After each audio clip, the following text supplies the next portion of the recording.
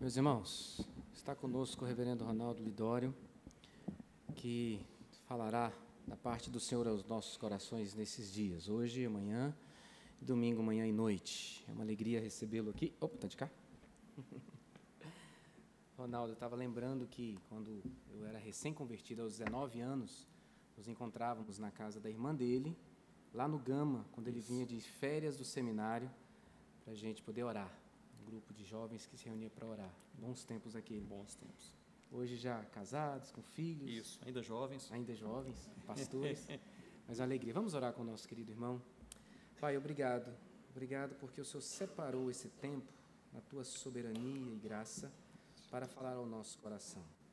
E o Senhor escolheu o Ronaldo como mensageiro do Senhor. À luz daquilo que o Senhor tem colocado em seu coração, na sua vida, no seu ministério, o Senhor levanta-o para falar ao nosso coração nessa noite. E nós queremos ouvir-lhe a voz, Pai. Usa o Teu Filho, que ele diminua, o Senhor cresça, apareça e que Cristo seja glorificado, exaltado nessa noite. Porque somente a Ele toda honra e toda glória, e somente em nome dEle é que nós oramos. Amém, Senhor. Obrigado. Meus irmãos, graça e paz em Cristo Jesus. É de fato uma imensa alegria estar de volta a esta querida igreja. Obrigado, Weber, irmãos, pelo convite, por me receberem nesse final de semana, e ainda mais para participar com vocês desses momentos em que estudaremos juntos sobre o chamado, aquilo que realmente Deus tem no seu coração para a minha vida e para a sua vida. E quando eu penso sobre o chamado, o que me vem à mente é que o chamado de Deus, ele é pessoal, ele é intransferível e ele é também incomparável. Ele é pessoal porque Deus chama pessoas, gente. Deus não chama coisas, instituições, estruturas. Ele é intransferível porque você não pode transferir, delegar, terceirizar aquilo que Deus tem para a sua vida. O que Deus tem para a sua vida, Ele o tem para você. Não apenas é pessoal, não apenas é intransferível, mas o chamado de Deus também é incomparável, porque não existe nada melhor do que servir ao Senhor Jesus, nada melhor. E me enche o coração pensar com os irmãos na palavra de Deus sobre o chamado. E veio o meu coração, alguns meses atrás, quando o Weber estava detalhando sobre o programa, nós estaremos juntos, pela graça de Deus, em 4 cultos, hoje à noite, amanhã à noite, domingo pela manhã, domingo pela noite. Então, nós iremos estudar sobre o chamado de Deus para o seu povo com base na segunda carta de Paulo a Timóteo, nos 4 capítulos, um capítulo em cada culto. Hoje, então, iremos estudar o capítulo 1. Segunda carta de Paulo a Timóteo, no capítulo 1. E nós faremos este estudo sobre o chamado de Deus com base em 2 macroentendimentos, 2 compreensões maiores, que eu vou pontuar.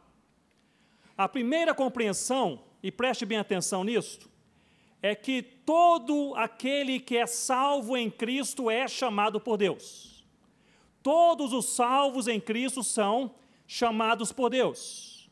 Você não precisa ter um chamado especial, não precisa ser um pastor, um missionário, ter um ministério específico para ser útil nas mãos do Eterno.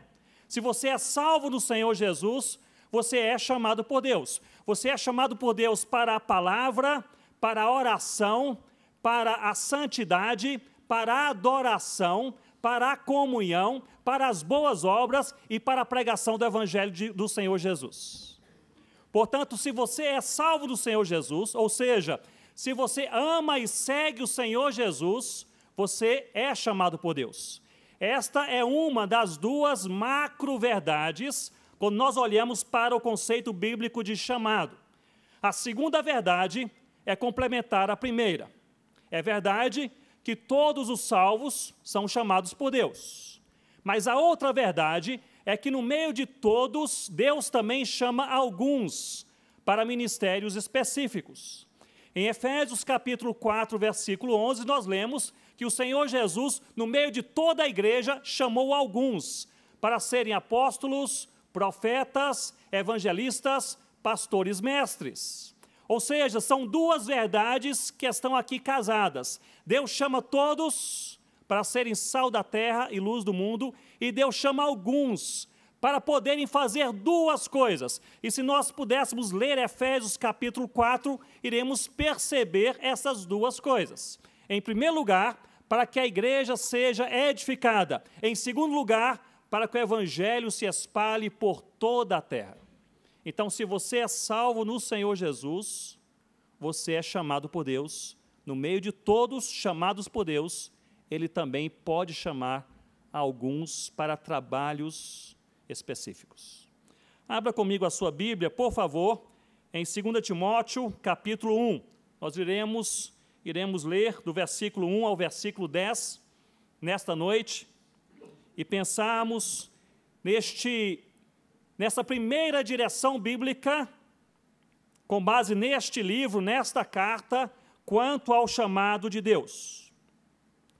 Quando nós pensamos nesta carta, e John Stott é um dos autores que mais escreveu sobre esta carta, ele diz que esta carta ela é formada por 4 capítulos, e em cada capítulo existe um ensino central. No capítulo 1, o ensino é guarde o evangelho. No capítulo 2, sofra pelo evangelho. No capítulo 3, permaneça no evangelho. E no capítulo 4, pregue o evangelho. Nós iremos pensar nessa noite apenas no capítulo 1. Fiquemos de pé uma vez mais para lermos juntos a palavra do Senhor. 2 Timóteo, capítulo 1, o versículo 1, diz assim a palavra de Deus.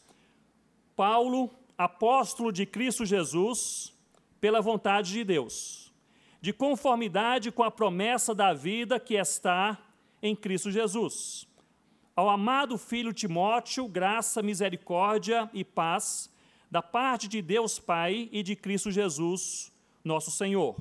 Dou graças a Deus, a quem desde os meus antepassados sirvo com consciência pura, porque sem cessar me lembro de ti nas minhas orações, noite e dia. Lembrado das tuas lágrimas, eu estou ansioso por ver-te, para que eu transborde de alegria. Versículo 5, todos juntos? Pela recordação que guardo de tua fé sem fingimento, a mesma que primeiramente habitou em tua avó, Lóide, e em tua mãe, Eunice, e estou certo que também em ti. Por essa razão, pois, te admoesto, que reavives o dom de Deus que há em ti, pela imposição das minhas mãos, porque Deus não nos tem dado espírito de covardia, mas de poder, de amor e de moderação. Versículo 8, todos juntos. Não te envergonhes, portanto, do testemunho de nosso Senhor, nem do seu encarcerado, que sou eu. Pelo contrário, participa comigo dos sofrimentos a favor do Evangelho, segundo o poder de Deus, que nos salvou e nos chamou com santa vocação, não segundo as nossas obras, mas conforme a sua própria determinação e graça, que nos foi dada em Cristo Jesus antes dos tempos eternos. Versículo 10, juntos. E manifestada agora, pelo aparecimento de nosso Salvador, Cristo Jesus, o qual não só destruiu a morte, como trouxe à luz a vida e a imortalidade mediante o Evangelho. Não só destruiu a morte, como trouxe à luz a vida e a imortalidade mediante, o que, irmãos? O Evangelho. Senhor Deus, nós oramos uma vez mais nesta noite. É a Tua palavra que abrimos e lemos com temor, com alegria, com expectativa. Sabemos que é o Senhor quem fala, inspirou essa palavra, sabemos que o Senhor que fala pela palavra, fala aos nossos corações. E uma certeza que temos nesta noite, dentre tantas outras, é a nossa necessidade do Senhor, a nossa carência do Senhor. Precisamos do Senhor para entender, mais do que isso, precisamos do Senhor para crer. E precisamos do Senhor para viver aquilo que cremos. Nós precisamos do Senhor.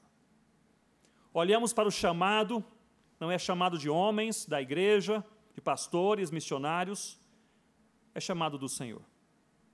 E queremos responder ao chamado do Senhor, dizendo, estamos prontos.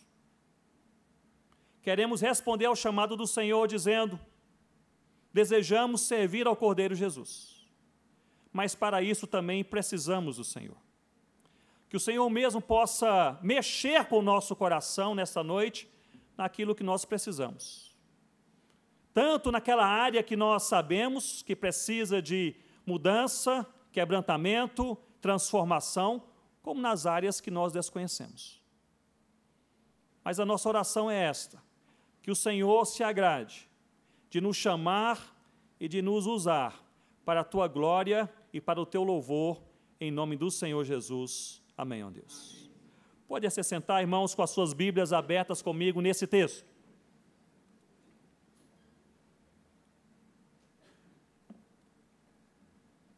O autor desta carta, como sabemos, é o apóstolo Paulo. Paulo, teólogo, missionário, plantador de igrejas, experiente, ele escreve esta carta a um jovem chamado Timóteo. E esta carta é diferente.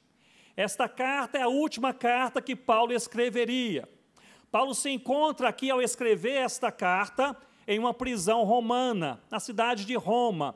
Não naquela primeira prisão domiciliar, menos desconfortável, em que ele se encontrou antes, mas agora em uma outra prisão, em um cubículo fechado, isolado e escuro.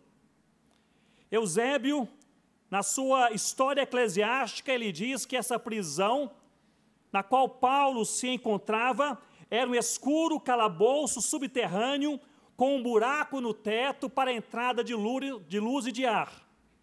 Ou seja, Paulo se encontrava extremamente desconfortável. Não apenas ele está desconfortável, mas ele tinha certeza que iria morrer. Ele fala sobre a sua morte 3 vezes nesta carta. Não apenas desconfortável e sabendo que iria morrer, mas Paulo também estava em um momento em que se sentia abandonado por diversas pessoas, amigos chegados, crentes no Senhor Jesus, pessoas que vieram a Cristo pelo seu ministério. Paulo está aqui sozinho. E ele escreve essa carta a esse jovem chamado Timóteo. Timóteo, nós sabemos pelas cartas de Paulo, ele era jovem, ele era enfermo, tinha uma saúde sensível, fragilizada, e Timóteo era também tímido. Timóteo era filho na fé de Paulo. Paulo havia pregado o evangelho em Listra e a família de Timóteo se convertera. E na segunda viagem que Paulo fez a esta cidade, Listra, ele encontra aquele jovem Timóteo diferente. É um jovem cheio de Deus, cheio da vontade de Deus, com desejo de servir ao Senhor Jesus. E Paulo convida Timóteo, não apenas agora como filho na fé, mas como companheiro de viagens missionárias, e Timóteo segue a Paulo em Tessalônica, em Jerusalém, vai visitá-lo em Roma, é enviado a Éfeso e assim por diante. Timóteo, este jovem do coração de Deus, do relacionamento de Paulo, é quem recebe esta última carta. E essa carta, inspirada pelo Espírito Santo de Deus, fala não apenas ao coração de Timóteo, mas ao meu coração e ao seu coração. Quando pensamos nessa carta e na situação em que Paulo estava ao escrevê-la, ele estava envelhecido, ele estava abandonado e ele estava encarcerado. Mas mesmo assim, Paulo começa escrevendo essa carta falando de alegria. Meus irmãos, para mim isso é impressionante. Encarcerado, envelhecido, abandonado, ele começa a escrever sua última carta a talvez uma das poucas pessoas que não se esquecera dele, e ele começa a escrever falando sobre alegria. Olhem comigo no versículo 1 do capítulo 1, Paulo se apresenta, ele diz: eu sou Paulo, apóstolo, não apóstolo da igreja, ou do concílio, ou do presbitério, mas sou apóstolo de Cristo Jesus. E aquilo que levou Paulo a ser apóstolo, ele diz, não foi uma decisão pessoal, e nem foi um reconhecimento de outras pessoas, mas foi a vontade de Deus. Ou seja, Paulo não define a sua vida pela reputação ou pela aceitação. Paulo define a sua vida pelo seu relacionamento com Cristo Jesus. Você é quem você é pela forma como você se relaciona com Cristo Jesus. Você é quem você é pela forma como você se relaciona com Deus. No versículo 2, ele diz esta carta a Timóteo. E ele deseja a Timóteo graça, misericórdia e paz. Graça é o favor de Deus, misericórdia é a tolerância de Deus, e a paz é a segurança de Deus. Eu desejo a você, Timóteo, graça, misericórdia e paz. Mas nos versículos 4 e 5, Paulo começa a falar sobre uma transbordante alegria. E para mim isso é impressionante. Cubículo escuro, lugar isolado, à espera da morte. Mas ele diz, eu tenho uma transbordante alegria quando me lembro de você, Timóteo. Ele diz que a alegria que ele tem possui um motivo. E o motivo é este, é da sua fé sem, o que, meus irmãos? Fingimento. Da sua fé sem fingimento. Paulo começa escrevendo essa carta dizendo, no meio de toda a miséria humana, eu tenho uma alegria, e a minha alegria é a sua fé, não qualquer fé, mas a sua fé sem fingimento. Aqui ele utiliza a expressão grega, anipócritos, que significa sem hipocrisia, sem dissimulação, sem máscaras, sem engano, é uma fé sem fingimento. E, meus irmãos, eu acho isso tão impressionante porque Paulo poderia ter muitos motivos para se alegrar por causa de Timóteo. Timóteo era pregador da palavra, Timóteo está no ministério, Timóteo iria, em parte, substituí-lo, Timóteo era leal a Paulo, mas o motivo da alegria de Paulo era a fé de Timóteo, uma fé sem fingimento. O que dá mais alegria a Deus não é aquilo que você faz, mas é a maneira como você crê. O que dá mais alegria a Deus não é o seu trabalho, não são os resultados que você produz, não é o destaque que você tem, não é o aplauso que você recebe, mas a maneira como você crê em Deus é a sua fé, e uma fé sem fingimento. Nós olhamos para o exterior, nós olhamos para a imagem, nós olhamos para a aparência, nós olhamos para aquilo que nos impressiona, mas Deus, nós sabemos, Ele olha e Ele vê o coração. E é justamente ao olhar e ver o seu coração que Deus pode se alegrar ou se entristecer. E eu creio que Deus se alegra como Paulo se alegrou quando Ele encontra em nós uma fé sem fingimento. Mas me acompanhem neste momento. Se Paulo diz que se alegrava pela fé sem fingimento, isso significa que existe uma fé com fingimento. Existe uma fé hipócrita. E, na verdade, ele vai falar nos capítulos 3 e 4 sobre esta fé hipócrita. Ele não trata aqui, ele apenas lança essa ideia e depois a recupera nos capítulos seguintes. Mas a fé hipócrita é aquela fé que é incoerente, não crê naquilo que diz crer. Canta hinos belíssimos, lê a palavra de Deus, recita os salmos de cor, fala das coisas mais belas da vida, sabe pregar belos sermões, mas não crê naquilo que diz crer. Esta é uma fé hipócrita. Não apenas incoerente, mas também uma fé infrutífera, que não faz aquilo que ensina outros a fazer. Ensina sobre oração, mas não ora. Ensina sobre a palavra, mas não lê. Fala sobre santidade, mas não é santo. A fé hipócrita não é apenas incoerente e infrutífera, mas ela também é egocêntrica. O centro não é Cristo, mas sim o ego. Não faz porque crê, faz para aparecer. Meus irmãos, o mais difícil na vida cristã não é fazer a coisa certa. É fazer a coisa certa pela motivação certa, porque nós cremos em Deus. Não é fazer a coisa certa, bonitinha. Qualquer um pode pregar um sermão. Qualquer um pode cantar um belo hino. Qualquer um pode ensinar o momento em que está ali glorificando a Deus. Qualquer um pode falar coisas bonitas com palavras bíblicas bem alinhadas e convincentes. Mas o desafio da palavra de Deus, e este é parte do chamado de Deus para todo crente, é fidelidade ao Senhor Jesus. É uma fé sem fingimento. É uma fé que está no nosso coração em relação a Deus e que não tem máscaras.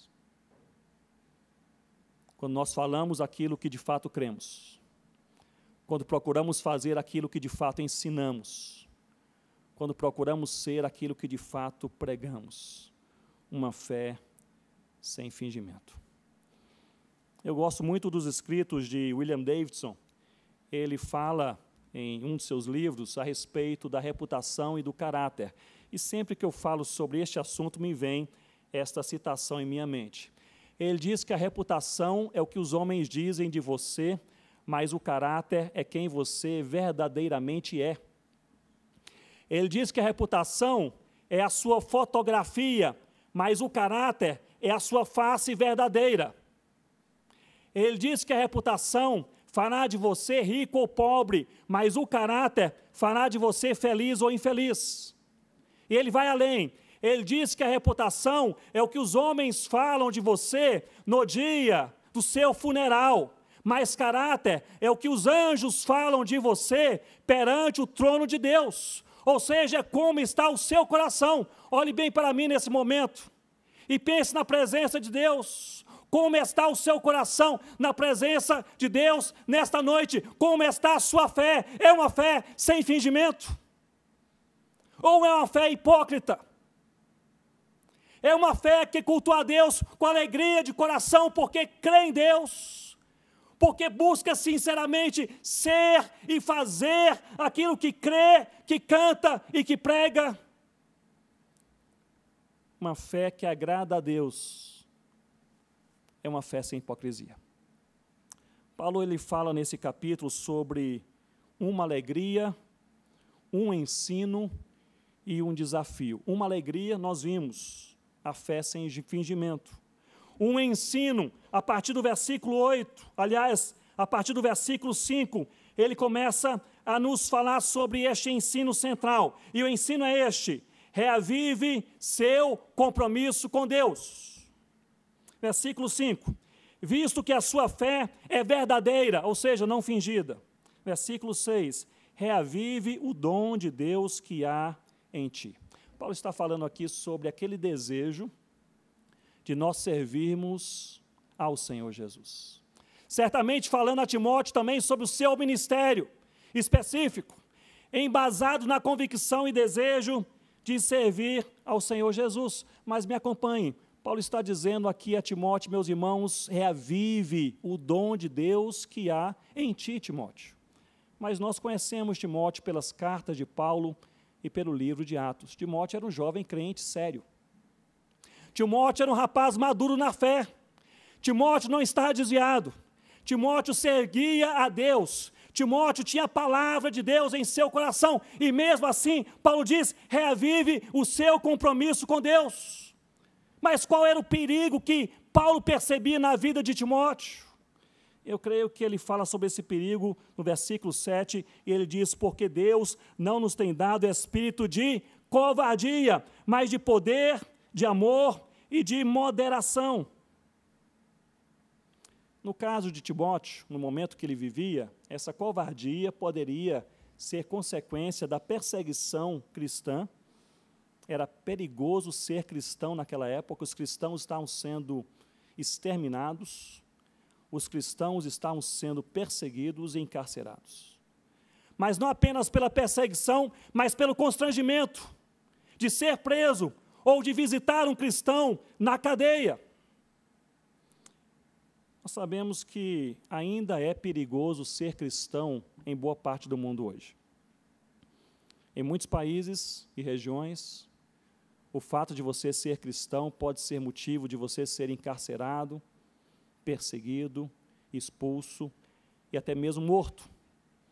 Há 2 anos atrás, estava dando um treinamento para missionários e crentes locais numa certa região do Oriente Médio que estava mais ou menos cercada pelo Estado Islâmico. E durante o dia, os irmãos estavam ali cultuando a Deus, mas durante a noite, eles podiam ouvir os tiros e as bombas. Era perigoso ser cristão, e é perigoso ser cristão naquela região. Mas no Brasil não é assim. No Brasil, nós raramente veríamos uma pessoa ser encarcerada porque ela ama e segue o Senhor Jesus. Mas existem, meus irmãos, outras formas de perseguição e outras formas de constrangimento. Eu creio que esse texto bíblico, ele é aplicado aos nossos corações hoje também. Pela maneira como o Senhor nos chama, somos chamados por Ele, para sermos sal da terra e luz do mundo, sem constrangimento. Por amarmos e seguirmos a Ele em qualquer circunstância. Você está na sua escola, você está na universidade, você está em seu trabalho. É ali que o Senhor Jesus espera que você cumpra o seu chamado de ser sal da terra e luz do mundo. John Stott, ele escrevendo sobre essa carta, ele diz que a frase mais confrontadora de Paulo a Timóteo em toda a carta é a frase tu, porém. Tu, porém, ela é repetida 4 vezes nesta carta, e tu, porém, significa seja diferente. Muitos colocam seus desejos em primeiro lugar, não os desejos de Deus, mas tu, porém, meu jovem, seja diferente. Muitos se acovardam, constrangidos pela fé cristã, na escola, na universidade, na família, na vizinhança, mas tu, porém, seja diferente. Muitos escolhem os concursos públicos apenas pelo salário ou benefícios, não pela vocação ou oportunidade de servir ao Senhor Jesus, mas tu, porém, seja diferente. Muitos possuem namoros que são impuros, livres, sem preocupação com a santidade, mas tu, porém, seja diferente. E aqui, portanto, Paulo destaca a Timóteo este segredo: Deus sempre nos fortalece quando nós fazemos a sua vontade. Meus irmãos, este é para mim um dos segredos que mais tem acalentado o meu coração, mais tem me encorajado ao longo da caminhada. Deus sempre nos fortalece quando nós fazemos a sua vontade. Me lembro que alguns anos atrás, havia sido convidado para pregar em um congresso evangélico no sul da França, um local com igrejas evangélicas pequenas, e ali estávamos naquele final de semana, e várias igrejas reunidas em um certo lugar, muito agradável, aquele clima de comunhão, e os irmãos ali no Senhor Jesus, todos juntos. Eu não falo francês, então precisei de um intérprete, um tradutor do inglês para o francês, e ali me encomendaram, me conseguiram um jovem que era fluente nas 2 línguas, um jovem fluente em inglês e fluente em francês, muito interessado, um jovem que me procurava pela tarde, dizendo: pastor Ronaldo, qual é o sermão que o senhor vai pregar hoje à noite? E eu falava qual era o sermão e o texto bíblico, ele fazia anotações, preparava, e quando eu falava à noite, ele estava pronto para traduzir. E tudo correu bem, na sexta, no sábado e no domingo pela manhã. Mas no domingo à noite seria o culto principal. As igrejas estariam todas reunidas. E uns 10 minutos antes de começar o culto, o organizador daquele congresso me procurou e disse: Ronaldo, tivemos aqui um imprevisto, o tradutor não vem mais. Mas não se preocupe, nós conseguimos alguém para substituir o tradutor. É uma senhora, já bem idosa, mas ela fala inglês e ela fala francês. Eu acho que vai funcionar. Aliás, ela está chegando. Eu olho uma jovem, aliás, uma senhora bem idosa, com uma bengalinha, andando em minha direção, não pela bengala, não pela idade, mas eu me preocupei porque eu a cumprimentei E ela respondeu, e eu não ouvi a sua voz. Eu falei, tudo bem com a senhora? E ela respondeu, e eu não ouvi a resposta. Eu falei, eu gostaria de mostrar aqui as minhas anotações, para a senhora saber o que eu vou falar. Ela sorriu para mim e disse, não se preocupe, vai dar certo. Aí me preocupei mais. Me sentei ao seu lado, peguei a Bíblia, o caderno, e falei, olha aqui, o texto bíblico é este. Ela olhou para mim, sorriu novamente, e disse, não se preocupe, vai dar certo. E eu comecei a orar. E ali, meus irmãos, fiquei meio tenso. Quando você está em um local que não fala a língua local, você precisa e depende do tradutor. E eu comecei a pensar aqui em minha mente, e se ela não conseguir acompanhar, e se ela falar e ninguém ouvir? Chegou um momento do sermão, eu cheguei, subi ao púlpito, a ajudei, ela colocou a bengala ali do lado do púlpito, se preparou, segurou. Quando eu comecei a falar, aquela mulher se agigantou naquele púlpito, ela começou a traduzir como eu jamais havia visto uma pessoa traduzir em toda a minha vida.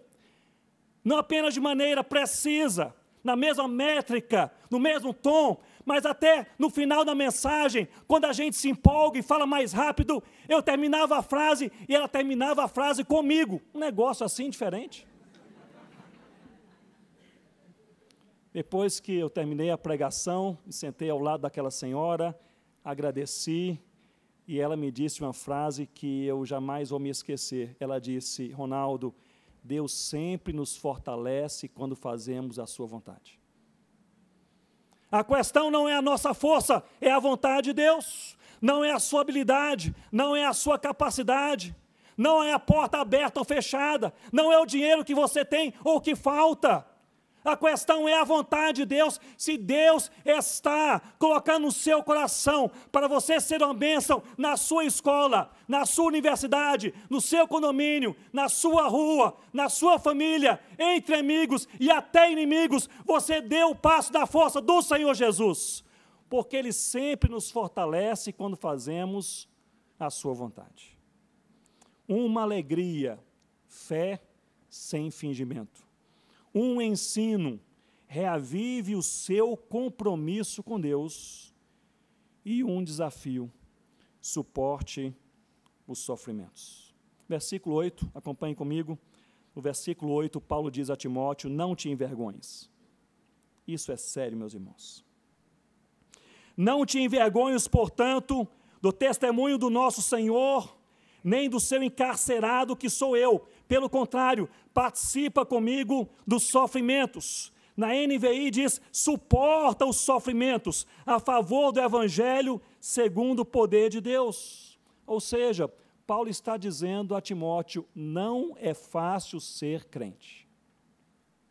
Haverá sofrimento. Olhe bem para mim nesse momento e pense comigo. Não é fácil ser crente. Haverá sofrimento. No caso de Paulo, sofrimento era a prisão, era o cárcere, era o abandono, era o constrangimento. Em nosso caso, pode ser outro.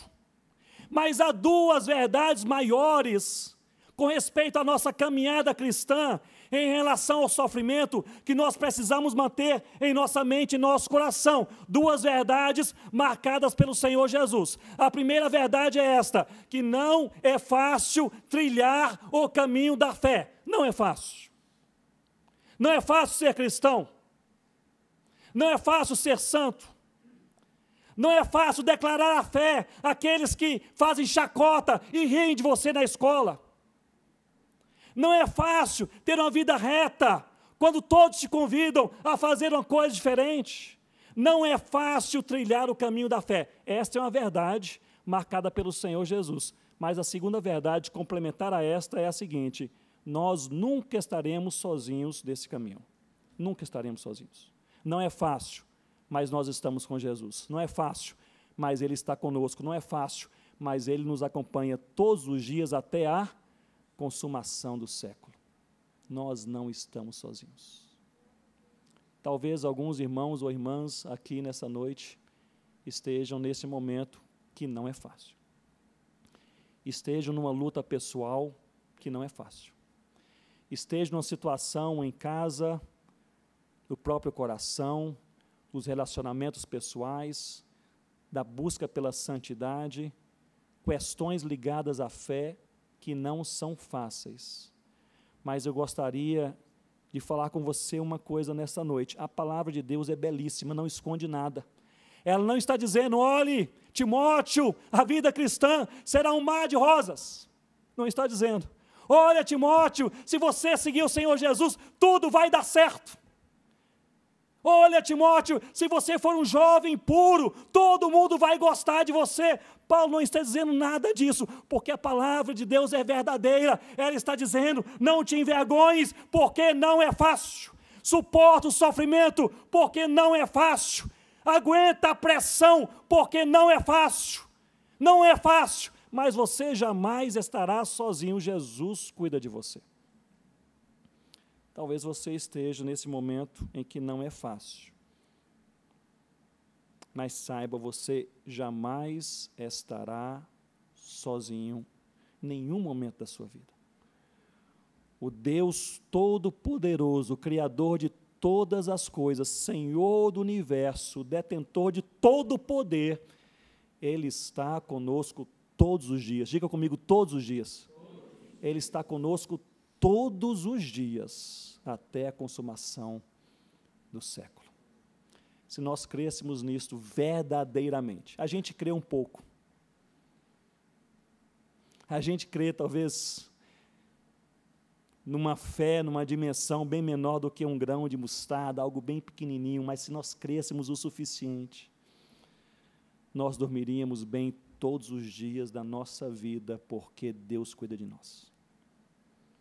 Versículo 9, nós lemos, ele diz, Deus que nos salvou e nos chamou com santa vocação, não segundo as nossas obras, mas conforme a sua própria determinação e graça, que nos foi dada em Cristo Jesus, antes dos tempos eternos. Foi Deus quem te chamou, foi Deus quem te vocacionou, foi Deus quem te preparou, não pelas suas obras, não pela sua capacidade, não porque você é mais certinho, não porque você é mais correto, não porque você nasceu na família tal, mas porque Ele, Deus Todo-Poderoso, assim determinou, e diz pela graça que nos foi dada em Cristo Jesus, antes dos tempos eternos. Versículo 10, e manifestada agora pelo aparecimento do nosso Salvador Jesus Cristo, o qual não só destruiu a morte, como trouxe à luz a vida e a imortalidade, e aqui ele diz, mediante o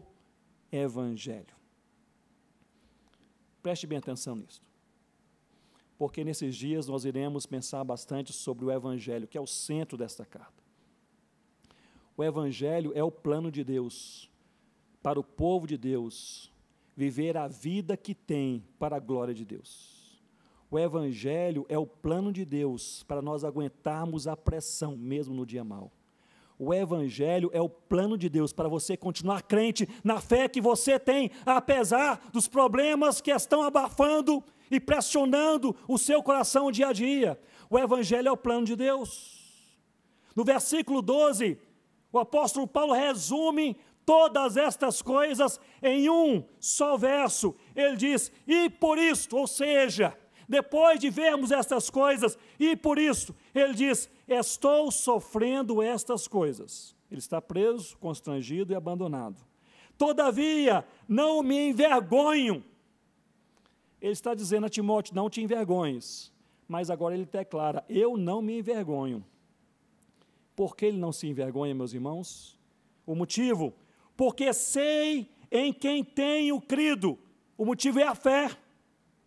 E estou certo que Ele é poderoso, é o poder de Deus, para guardar o meu depósito até aquele dia. Ou seja, eu não me envergonho de Jesus por causa da minha fé. Eu sei em quem tenho crido, no Senhor Jesus. Eu não me envergonho de Jesus por causa do seu poder. Ele é poderoso para me guardar. Eu não me envergonho de Jesus por causa daquilo que há de vir. Ou seja, Ele me guardará até o dia final.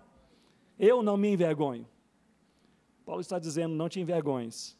E agora ele prega para o seu próprio coração, dizendo, eu não me envergonho, porque eu sei em quem eu tenho crido. Meu irmão e minha irmã, nós sabemos em quem nós cremos. Nós cremos em Jesus. Nós sabemos porque nós estamos aqui. Estamos aqui por causa de Jesus. Nós sabemos quem nos segura no dia mau, é o próprio Senhor Jesus. Nós sabemos quem estará conosco no dia final, é o próprio Senhor Jesus. Por isso, não te envergonhes. Não te envergonhe de se declarar cristão. Não te envergonhe de falar que ama o Senhor Jesus. Não te envergonhe de pregar o nome acima de todo nome, o nome de Cristo. Não te envergonhe de dizer não para aquela rodinha de amigos que acha que a sua fé é uma burrice. Não te envergonhe de falar que você ama e segue o Senhor Jesus para aquele professor universitário que acha que a sua fé é ingenuidade, é simplismo. Não te envergonhe se posicionar ao lado do Senhor Jesus, mesmo que você perca benefícios, ou amigos, ou reputação, ou mesmo, quem sabe, a sua liberdade, se necessário for. Não te envergonhes, mas o que nos leva a nós não nos envergonharmos é apenas uma coisa, é a nossa fé. Eu sei em quem eu tenho crido. Portanto, meus irmãos, Paulo está falando aqui sobre um negócio muito especial. Ele está dizendo que o negócio não é somente ler livros de teologia e memorizar. O negócio não é apenas ter uma mente apologética e saber convencer, conversar, questionar. O negócio não é você ter 30, 40, 50 anos de experiência cristã. O negócio não é você ter uma capacidade que ninguém tem de comunicar, de pensar, de fazer. O negócio não é você ter mais frutos do que a outra pessoa. Você fez mais, é mais aplaudido. Você é alguém central naquela igreja. O negócio não é isso. O negócio é crer. À medida que nós cremos, nós alegramos o coração de Deus. À medida que nós cremos, nós somos fiéis à palavra de Deus. À medida que nós cremos, nós declaramos o nome do Senhor Jesus. O negócio é crer. Quanto mais você crê, mais você descansa em Deus. Quanto mais você crê, mais você alegra o coração de Deus. O negócio aqui é a fé. Gostaria de encerrar, e amanhã, pela graça de Deus, entraremos juntos no capítulo 2, mas gostaria de encerrar trazendo a sua mente, a sua memória, a história de um juiz federal chinês. Talvez vários aqui acompanharam a sua história, creio que uns 6 ou 7 anos atrás. Este juiz federal chinês, em uma província no interior da China, ele foi preso pela sua fé e foi noticiado em vários jornais cristãos ao redor do mundo. Eu recebi um relato de um jornalista norte-americano, jornalista cristão, que estava naquela província, que noticiou e presenciou a prisão daquele juiz. Aquele juiz era um homem de Deus, um homem crente, conhecido pela sua fé e pela sua bondade em toda aquela cidade e em toda aquela província. Mas depois de alguns anos de fé cristã, ele não apenas vivia a sua fé no dia a dia, mas começou a falar de Jesus para pessoas no seu trabalho. Recebeu uma repreensão verbal, depois uma repreensão por escrito, depois foi questionado pelo seu chefe na província, dizendo: nós não iremos tolerar que isso continue. Mesmo assim, no meio do seu trabalho, com as pessoas do seu convívio, ele continuava falando sobre a fé no Senhor Jesus. Recebeu ordem de prisão num dia de semana à tarde. E não apenas recebeu ordem de prisão, mas a cidade inteira foi avisada de que ele seria preso, porque a justiça chinesa resolveu fazer daquele momento um exemplo. Ele, portanto, iria sair do local da sua casa até um outro local onde ficaria preso, iria fazer esse percurso a pé e algemado. E a ideia, parece-me, seria intimidar outros crentes a se pronunciarem, a não se pronunciarem publicamente a respeito da sua fé no Senhor Jesus. No dia marcado, um dia à tarde, a cidade cheia, aquela rua central, a avenida central, foi paralisada, foi fechada pela guarda, e aqui aquele juiz recebeu ordem de prisão na sua casa, colocaram algemas em seus pulsos, grilhões em seus tornozelos, e ele passou a caminhar escoltado por 4 soldados por aquela avenida central. E ao redor, ao lado daquela avenida, milhares e milhares de pessoas observavam aquele juiz federal chinês passar aprisionado naquele dia à tarde. E ali ele caminhava a passos curtos, devido aos grilhões em seus tornozelos, e aquele jornalista norte-americano, que ali presenciou e notificou o que acontecia, aquele jornalista, ele disse que as pessoas que viam o juiz passar, elas ficaram tão constrangidas porque eles estavam prendendo um homem de Deus, que as pessoas que viam aquela cena abaixavam a sua cabeça de constrangimento, de vergonha. Aquele jornalista disse que os soldados também, que acompanhavam aquele juiz naquela avenida central, ele ali, algemado, eles o conheciam, era um homem bom, um homem justo. Tão constrangidos estavam os soldados, que eles também tinham suas cabeças baixas, constrangidas, envergonhadas, porque estavam prendendo um homem conhecido como um homem justo. E aquele jornalista disse que a única pessoa que tinha sua cabeça erguida de toda aquela multidão era o juiz federal chinês cristão. Não apenas tinha a sua cabeça erguida, mas ele notificou que aquele juiz, vez por outra, e por diversas vezes, naquela caminhada, ele levantava os seus pulsos algemados, e ele gritava: eu amo o Senhor Jesus, eu amo o Senhor Jesus, eu amo o Senhor Jesus. Aquilo que seria um momento de intimidação, se tornou talvez o maior testemunho público da fé cristã. Uma fé sem fingimento, que alegra o coração de Deus. Vamos orar, curva a sua cabeça, oremos ao Senhor.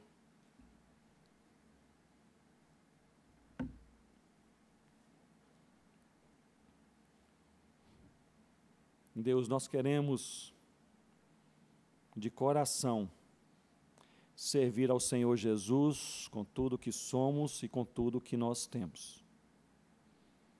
Somos o que somos por causa do Senhor e temos somente o que o Senhor nos deu. Mas sabemos, ó Deus, que as pressões do mundo, do diabo e também da nossa própria carne tentam nos retirar a nossa atenção daquilo que é mais precioso, que é amar e seguir o Senhor Jesus. E passamos a dar atenção demasiada a coisas, às vezes, desnecessárias, infrutíferas, talvez a vaidades, a planos pessoais que não são planos do Senhor. Ó Deus, nós queremos nessa noite, de coração aberto, pedir que o Senhor nos ajude, em nome do Senhor Jesus, porque nós não conseguimos sozinhos. Nós queremos sim ter uma fé sem fingimento. Nos ajude a ter tal fé, sem hipocrisia, sem fingimento, sem máscaras, uma fé que alegre o teu coração. Nós queremos sim, ó Deus, ter reavivado em nosso coração o compromisso em servir ao Senhor. Aquela chama que ardia no passado, em que tínhamos tanto ânimo, tanta vontade, tanto vigor,